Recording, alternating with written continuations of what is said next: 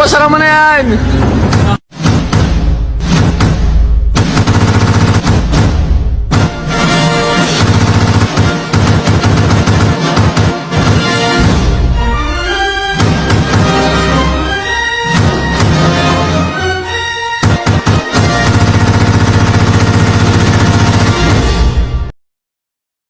Assalamualaikum warahmatullahi wabarakatuh. Kami dari kelompok 2 akan merepresentasikan dari hasil wawancara kami di SD Negeri Puji Harjo IPAS Indonesiaku Kaya Budaya kelas 4 mengenai analisis kurikulum dan mengenai analisis peserta didik maupun analisis kebutuhan. Baik, perkenalkan dari anggota kami yaitu ada Vita Nurjana dengan NIM 073, Sandra Febri Prabekti dengan 059, Rahma Saifina Putri dengan 210, dan Putri Fajar Komala 213, dan Randy Anggara 098.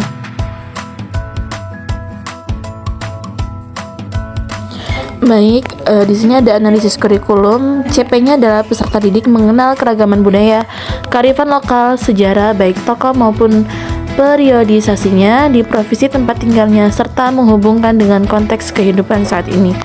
TP-nya yang pertama adalah peserta didik dapat mendeskripsikan keragaman budaya dan kearifan lokal di daerahnya masing-masing.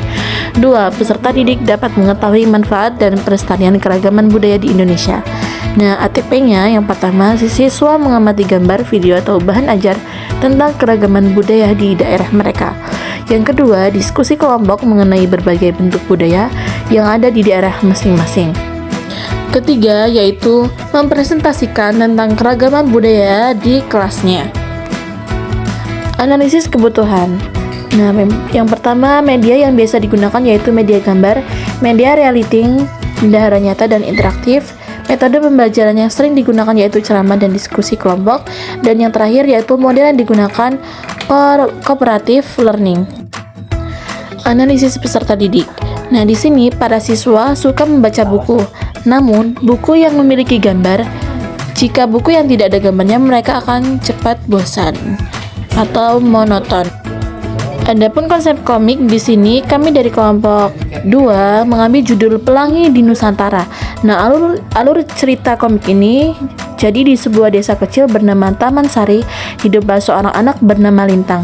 Ia tumbuh di lingkungan yang penuh dengan keragaman suku, budaya, dan agama. Di desa itu ada orang-orang dari berbagai latar belakang, yaitu ada suku Jawa, Batak, Dayak, Bugis, dan banyak lagi.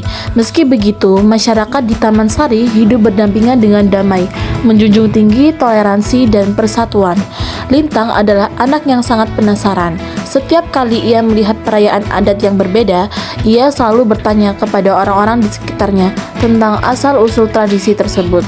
Suatu hari ketika ia melihat tetangganya, seorang keluarga Batak, merayakan upacara mangulasi.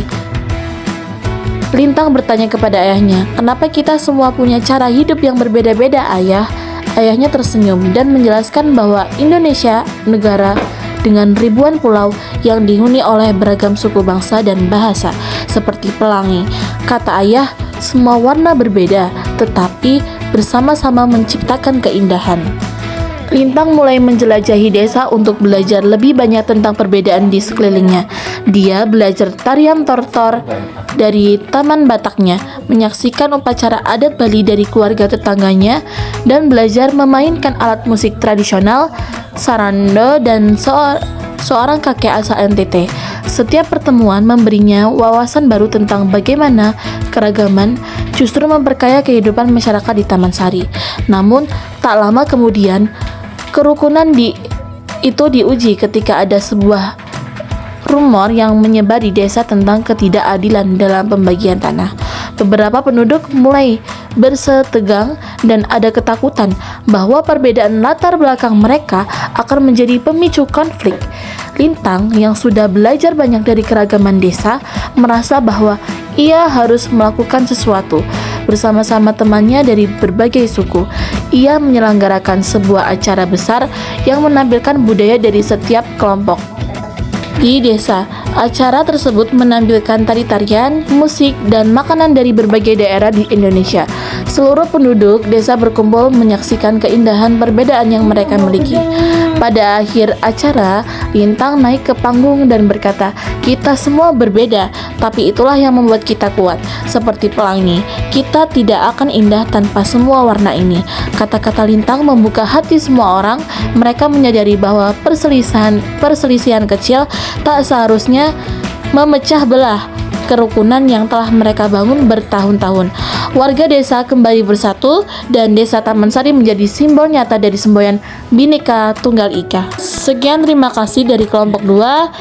Saya ucapkan wassalamualaikum warahmatullahi wabarakatuh.